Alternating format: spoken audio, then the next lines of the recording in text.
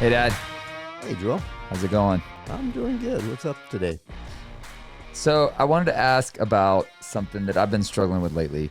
You know, my whole life growing up, I had a lot of people telling me, you have so much potential.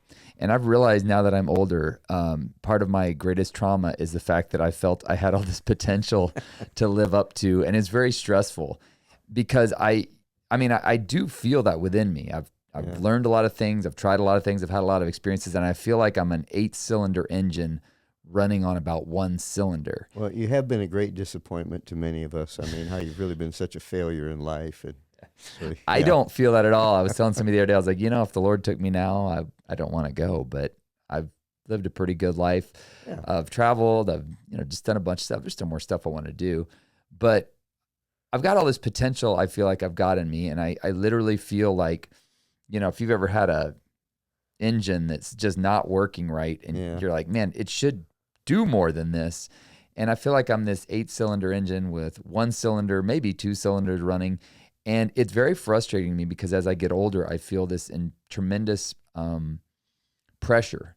It's a pressure to achieve, to accomplish, all that God has for me. I was talking to a friend the other day, and he's got if he doesn't get a kidney transplant, he's probably going to die. And he said, the challenge is I feel this tremendous sense of urgency about life, but I can't speed up God's plan. I can only slow it down. And I thought, wow, that's very true. We all feel this sense of, I've got to accomplish what God's put in me to do. Yeah. But there's also this element of God's got his timing. And I know I could push things ahead. And I've done this before. I've pushed doors open, but when I push a door open, I have to keep it open or figure out a way to keep it propped open. When God pushes the door open, he tends to usually leave that open and give me the power to walk through it or whatever I need. So I was thinking about this idea of potential. You shared a message the other day that we're just talking about. It's a verse I've heard many times, but I'd never heard it in this context. I was thinking where I've been crucified with Christ. I no longer live, but Christ lives in me. The life I live in my body, I live by faith in the Son of God who loved me and gave himself for me. Galatians 2:20, I believe it is. Mm-hmm. And that verse, I was thinking about it in terms of my potential. Like, do you at some point have to die to your idea of the potential you have or what people have said you could be and just go, I'm going to take God's timing on it? Or and there's an element I know you have to do something. And I've been doing stuff, but I haven't seen the results I want to see from it. And that's where I think I feel throttled on my engine. Does that make sense? Yeah. And I think, it's interesting you ask that question because like when I was my 20s and 30s, the whole message, the whole thing we were taught was dying to self. Take up your cross daily and follow me, which a cross speaks of dying. It's not just, I've got a pain in my side. No. It's death. And, it's like saying the electric chair. It's death, And so our whole message when we were growing up was, God only uses a dead vessel. So you die to yourself. The more you die to yourself, the more you lay down your life for him, the more he is at liberty to work through you. So it's just kind of interesting to me that you would kind of ask that question because it's come. Yeah, I would say, yes. They're because again, like you said, you can push the doors open, but what you start, you have to finish. Yeah. God takes good care of his stuff, but when you start your own ministry, when you start your own thing, I was just talking to our friend Max Greiner, and a guy came to him who had this big vision to build the largest cross in the world, and it was going to be big, and this guy's sunk $1 million into it, and he's got nothing but dirt and nothing on it. So he came to Max. How do I raise funds for this? Real quick clarification. Max is a guy in our town. He's a brilliant artist. Yeah. He's a wild man. And he had this vision for a prayer garden with a giant thing called the Empty Cross. And it's right here in Kerrville. If you're driving along I-10, you'll see it. Yeah. And he pulled it off. He created, and it's this sculpture garden with life-size sculptures from biblical scenes. It's really amazing. So that's what he's talking about there with Max. Yeah. So this guy wanted to do something similar. So he comes to Max, and Max says, well, first of all, how do you know God wants you to do it? He said, well, wouldn't God want me to do it? He says, well, have you talked to him about it? Well, and then Max says, so what miraculous confirmations have you had? Have you seen any miracles? Well, no. And I know this guy who wanted to build the cross, and he doesn't come from that background. He's not expecting miracles. Kind of a thing. And so anyway, it was like he had this idea, but it wasn't really God's idea. And so all right, now I got a problem with that. Okay. Good. Because I mean, I grew up hearing that too. Well, if it didn't work, it just must have not been God's will. But here's the thing. Well, that wasn't it, though. It's more than that. People are involved. And there are people who just, for example, I often wonder, am I the one limiting myself? For example, people are like, well, God wants to do amazing things. Yeah, but if I have a mental block and there's something I literally can't get past, a lie I'm believing about myself, maybe it is God's will, but I don't have the ability to push it forward. And I'm getting to the point in my life where I'm looking at a lot of things in life, and I'm going to have to look at this thing in these terms. Oh, what could have been? But there's people involved, and people have limitations, and they've got their mental blocks, and maybe me. What could have been with me?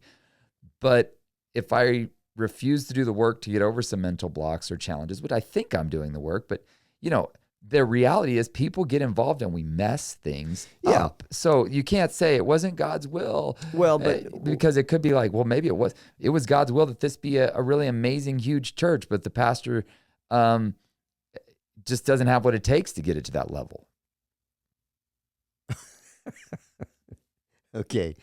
Then, boy, we all of a sudden dove into some pretty deep theological waters It here. is deep, but so is it God's will? It's deep, but it's what's been tormenting me. It's my really will that this church would grow big. I'm God, okay? My will's for this church to grow big. Oh, I didn't realize that pastor didn't have the potential to do that. Why did I put him there? Or maybe I didn't put him there. Maybe the people. I just don't. Okay, I've swung from the it's all on me to it's all on God. And it's neither of those. The two extremes, right? So, so God chooses a person, but that person refuses to get over their. What about this? Here's one. Somebody's got narcissistic tendencies, okay, and I've just seen with narcissistic people, man, they don't usually get over that. So, is it just God's gonna? I mean, what could have been, but it's only going to be what it can be because the person's narcissistic tendencies cause them to not be able to grow the organization? I would say, because again, we're measuring success by, well, did the church grow? Well, did he get the cross built? And if it had been obedience, if he had heard the Lord say, build this cross, and it didn't work, then obedience is success. I gave it my best, Peter stepped out of the boat, but he sank. Yeah. Okay. Yeah. But it's still, I don't know. I think I'm just, you've talked about how we're extreme people. We swing from one extreme to another. I'm kind of at a extreme right now where I'm like, I'm frustrated that nothing's happening. And I'm like, clearly I'm the problem, which I think is a mentally healthy way to approach things. If the world is not, if the world is not turning out like I thought it should, the world isn't the problem. I'm the problem. I need to get in line with the reality. So I'm trying to figure out, what's the limiting factor? Is there some mental block I have? Is there something that I'm doing that's causing me to not go as far as I could? Because the reality is some people, they just think different and they go further. Yeah. And you go, well, is God behind that? Maybe he doesn't care, but here's where I'm at. I don't think I think what I'm going to be doing, he's not going to be upset about. But I'm like, I got some energy to expend here, and I need to get this energy out, or I'm going to die inside. Okay, so you say you're frustrated because nothing's happening. Could it be that there's a lot of things happening? I look at it, and there's things going on in your life that 100 pastors would, I hate to use the word, kill to have happening in their life. Nowadays with pastors, they might. Who knows? But that's not the. They would be jealous. I don't know what the phrase is. If a pastor does kill, it'll be from the DFW Metroplex. Yeah. Anyway, yeah. So that's where they're all going down hard. Ouch. Yeah, big there. So I mean, the point is, there's a lot of things happening in your life, a lot of good things happening in your life. Yeah. But it's so easy to overlook those, and be looking for the next great thing and the next big deal. Whereas most of life's pretty mundane. I mean, how many times did God speak to Abraham? I mean, I think 3 times in his whole life, maybe. And he was a friend of God. And so, he had a couple of the appearance with some angels before those are Sodom and Gomorrah. Pretty big deals. Pretty big deals. But in his whole life, most every day was just dum-da-dum-da-dum, do the daily thing, And so our lives are mostly just do the next step, take the right thing, do the right thing. Go on, and every now and then God says, "Whoop," over here. Every now and then there comes major encounter. There comes a major thing. And the other thing is, I thought about this because as you were talking, I never actually thought of this before, but you're saying, I got all this potential. Is it possible that some of that potential is going to be expressed in eternity as well? Because, God's probably put in all of us more than we're going to fulfill in this life. I hope so, because otherwise it's like running out of gas. I'm not at the end of my journey, but I've run out of gas. But if there's more potential. I don't like that answer either. I mean, like he who began a good work in you will be faithful to complete it. Okay, blah, blah, blah. So does that just mean eternity? We dish too much off on eternity when we're disappointed, I think. Maybe.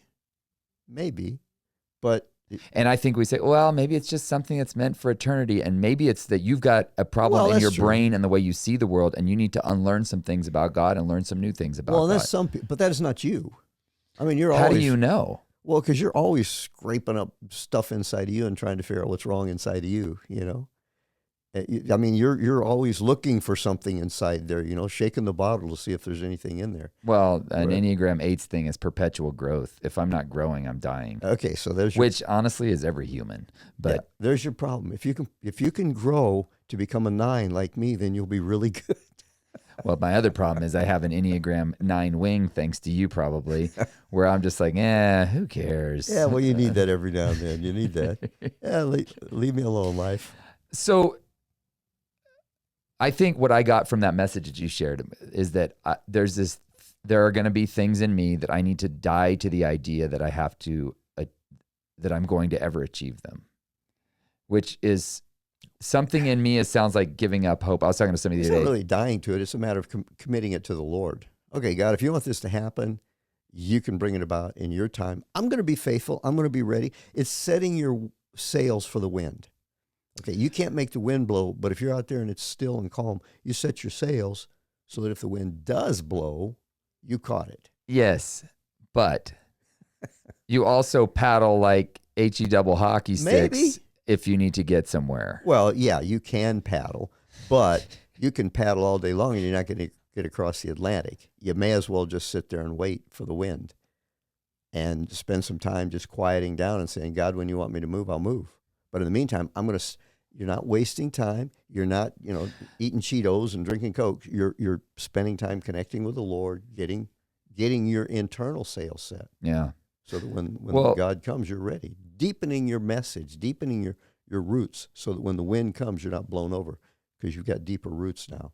Maybe I'm just in a season of a really bad mood, but I'm tired of sitting and looking at the sails and all the potential, and that's where I'm like, do I need to just die to the potential and like jump in and start swimming, or what do I need to do? And part of me goes, there's probably something I'm not doing. And I think this is the challenge too. I see a lot of people like, I'm just waiting on God to blow me. And whenever God did it, he blew me forward. No, you did a whole heck of a lot of work leading up to that God blessed, right? So I'm trying to do the work, but I'm also at a point, and that's what I was saying, maybe I'm just in a season of a bad mood. Well, maybe you're in the cave of Adullam or whatever that cave was that David spent time in, This is a preparation time. Yeah, where but Dave was in there a few months. I'm like 6 years in. I don't know. Well, maybe he's got bigger things for you than he did for David. All he had was David going to be the next king, Yeah, sit on the throne for eternity. Isn't that what David's got? Yeah, I felt something like that. Yeah. Well, anyways, that doesn't help, but it's encouraging, I guess. I mean, it's sort of encouraging, but I do think the message for me was, all these people say these things. You've got so much potential. You've got so much potential. I feel like it's burning inside of me and time is wasting. And I just feel this urgency, but I can't do anything to speed up what God ultimately wants to do. But in the meantime, I just keep working and working and working. But I also don't want to do things that are a waste of time. And that's where I think it comes into the every day I get up and I go, all right, Lord, what do you want me to do today? Which you talked about in that message. What do you want me to do with your time today, with your money? And it's a different perspective. And it seems so rudimentary and simple, but it's almost what you have to reset every day and do is go, God, what do you want me to do with your time, your money? Because ultimately anything that good that happens is going to be because you did it. Yeah. Yeah. Well, and again, it isn't a matter of it is dying to self, dying to that potential, but it's really more a matter of casting it upon the Lord, trusting him to accomplish it in his time. And it's not a race. Moses didn't even get started on anything of significance till he was 80. So there's not a real race involved. God knows the time, and he will bring it about in his time. So it's not a matter of being slack or lazy, being diligent, but the diligence is drawing close to him so that you've got the roots when the wind does come.